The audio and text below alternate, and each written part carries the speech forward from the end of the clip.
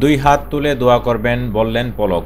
আমি এখন রয়েছি দ্য ডেইলি ক্যাম্পাসী ওয়েবসাইটে, দেখতে পাচ্ছেন প্রকাশিত হয়েছে খবরটা 18 নভেম্বর 2024। সঙ্গে থাকুন, বিস্তারিত জানাচ্ছি। দুই হাত তুলে সাংবাদিকদের সামনে দোয়া চেয়েছেন সাবেক ডাক, টেলিযোগাযোগ ও তথ্য প্রযুক্তি প্রতিমন্ত্রী জুনাইদ আহমেদ পলক।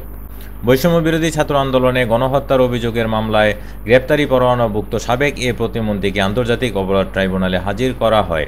সোমবার 18 নভেম্বর দুপুরের দিকে ট্রাইব্যুনাল থেকে পুলিশের প্রিজন ভ্যানের দিকে নেওয়ার সময় পলক সাংবাদিকদের সামনে দুই হাত তুলে দোয়া চান। এদিন সকাল থেকেই ট্রাইব্যুনাল এলাকায় গণমাধ্যমকর্মী, আইনজীবী ও আইনশৃঙ্খলা রক্ষাকারী বাহিনীর সদস্যদের ভিড় ছিল।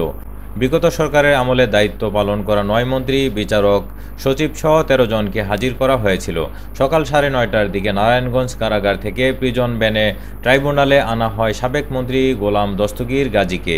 এরপর ঢাকার পুলিশের গাড়িতে করে আনা হয় সাবেক মন্ত্রী দীপু মনিকে।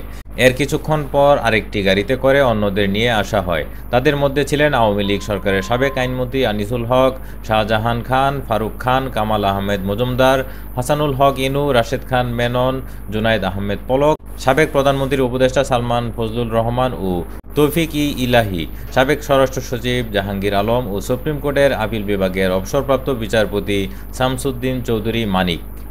তো এই পর্যন্ত ছিল। পরবর্তী আপডেট পেতে চ্যানেলটি সাবস্ক্রাইব করে সঙ্গে থাকুন। বিদায় নিচ্ছি, আল্লাহ হাফেজ।